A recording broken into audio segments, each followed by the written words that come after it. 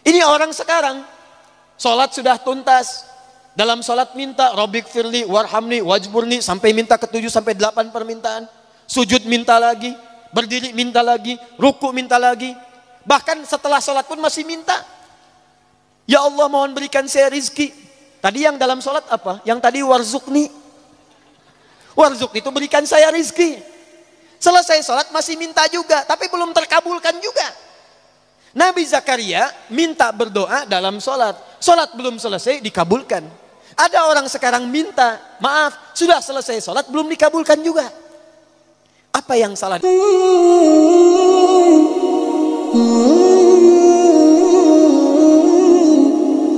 Orang yang sholatnya benar, itu dijamin oleh Al-Quran, doanya akan cepat dikabulkan oleh Allah Subhanahu wa Ta'ala.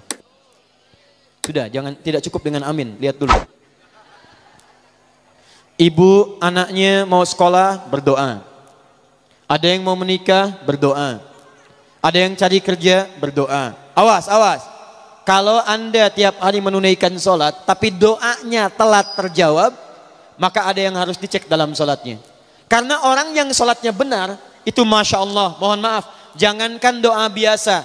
Orang yang meminta kepada Allah, bahkan yang kata manusia mustahil, itu kalau sholatnya benar bisa dikabulkan oleh Allah Subhanahu wa Ta'ala.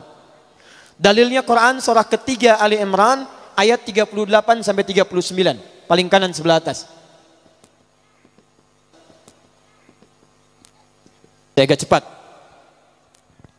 Quran surah ketiga Ali Imran ayat 38 sampai 39. Kenal Nabi Zakaria? Oh, yo kenal. Kenal di mana? Nah, orang rengat tak? Belum ditulis sudah kelihatan. Nabi Zakaria kenal. Masya Allah. Baik, sudah. Nabi Zakaria, Nabiullah, dekat dengan Allah, orangnya soleh, berumah tangga, menikah sampai sepuh. Mohon maaf ibu, istrinya divonis monofos, bahkan mandul. Menurut medis dan klinis itu mustahil punya keturunan.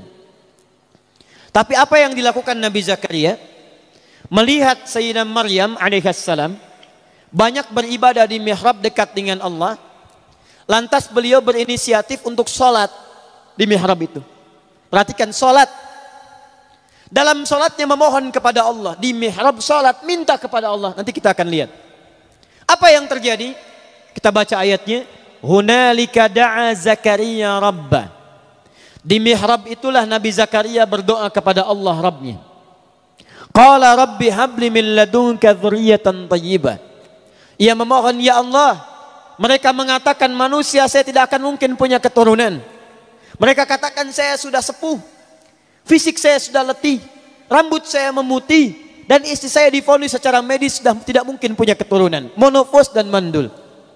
Maka saya mohon, ya Allah, berikan keturunan dari sisimu saja.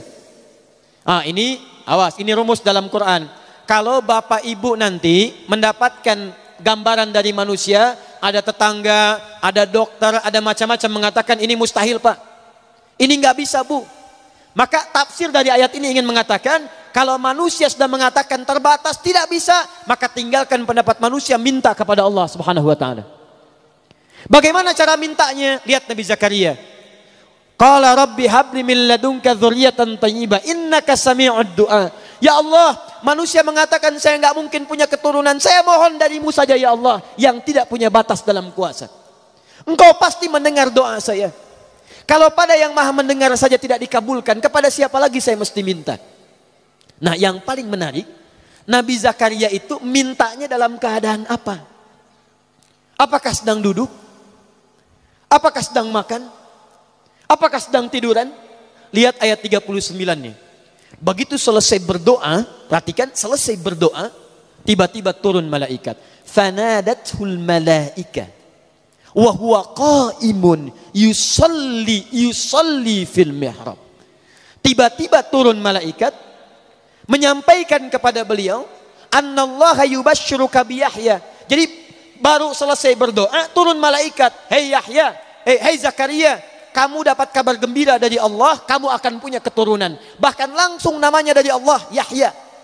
Dari kata Al-Hayyu, artinya hidup. Yang mustahil kata manusia, lahir dari rahim seorang perempuan yang menopause dan mandul bayi yang hidup. Kata Allah, bagi saya nggak ada yang mustahil. Jadi hidup.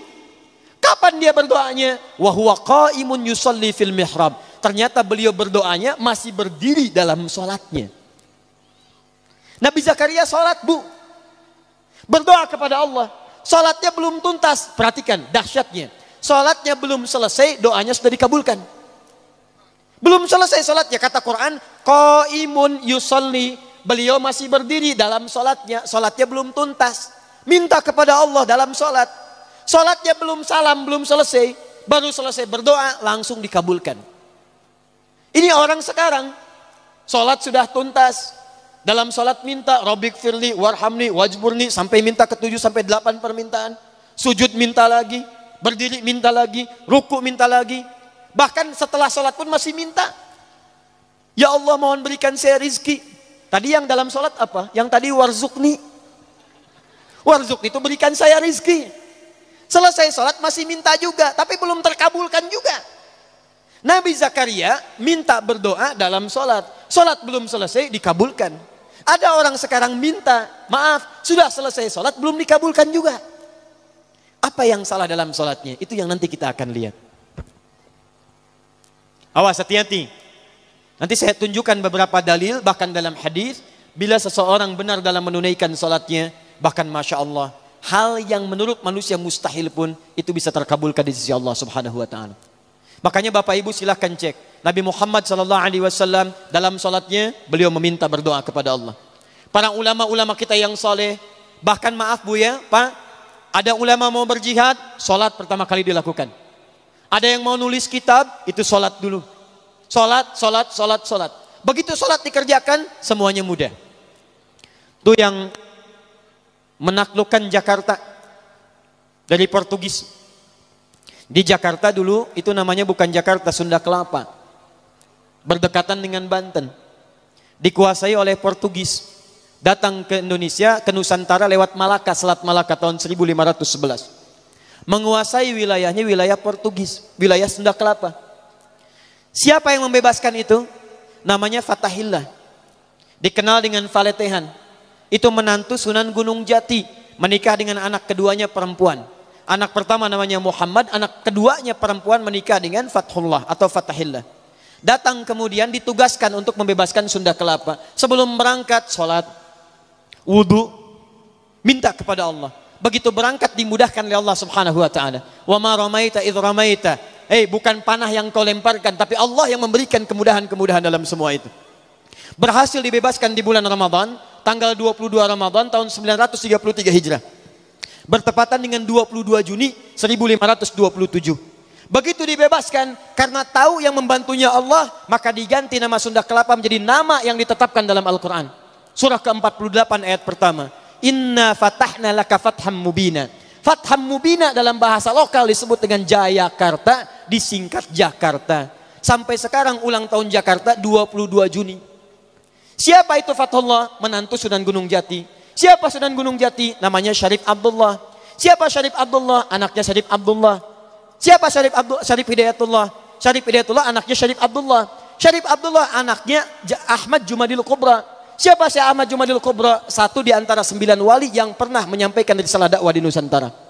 Beliau punya 2 orang anak, satu Syarif Abdullah, yang kedua Maulana Ishaq. Syarif Abdullah itu nanti yang kemudian menikah dengan seorang perempuan namanya Syarifah Mudaim. Siapa Syarifah Mudaim? Namanya Rara Santang, lahir tahun 1426.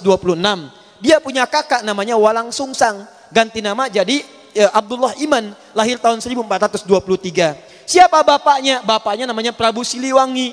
Menikah dengan siapa? Nyai Subang Larang. Siapa Nyai Subang Larang? Muridnya Syekh Hasanuddin. Siapa Syekh Hasanuddin? Pernah belajar ilmu Quran di Mekah. Mekah dikenal dengan Ummul Qura, maka dikenal dengan Syekh Qura. Di mana tempatnya? Di Karawang. Dari situ kemudian ditugaskan pulang ke kakeknya Prabu Siliwangi. Diberikan wilayah di Gunung Jati, dikenal dengan Sunan Gunung Jati. Punya menantu Fathullah, datang membebaskan Sunda Kelapa. Dikirimkan saudaranya Syekh Maulana Hasanuddin. Kemana? Ke Banten. Sampai sekarang kemudian jadi kampus di wilayah Serang. Nyambung. Anak keduanya Maulana Ishaq. Dari Maulana Ishaq tadi melahirkan siapa? Melahirkan Kiai Haji Ahmad Dahlan, pendiri Muhammadiyah. tanggal 18 November tahun 1912. Saudaranya Kiai Haji Hasyim Asy'ari mendirikan Nahdlatul Ulama disingkat dengan NU tanggal 31 Januari tahun 1926. Jadi NU dengan Muhammadiyah itu bersaudara pendirinya. Berasal dari Ahmad Jumadil Kubra. Siapa Ahmad Jumadil Kubra? Keturunan dari Ali Zainal Al-Kabir. Siapa Ali Zainal Al-Kabir? Keturunan Ali Zainal Abidin. Siapa Ali Zainal Abidin? Dari Al-Husain. Al-Husain adiknya Al-Hasan. Al-Hasan anaknya Ali bin Abi Thalib. Suaminya Fatimah Az-Zahra, putri Rasulullah sallallahu alaihi wasallam. Masih nyambung. Jadi saya kembalikan ya. Nah, nyampe kadinya teteh. Yuk ulangi deh. Jadi kalau orang sholatnya benar, orang sholatnya bagus, kita kembalikan ke awal, maka doa-doanya akan cepat dikabulkan oleh Allah Subhanahu wa taala.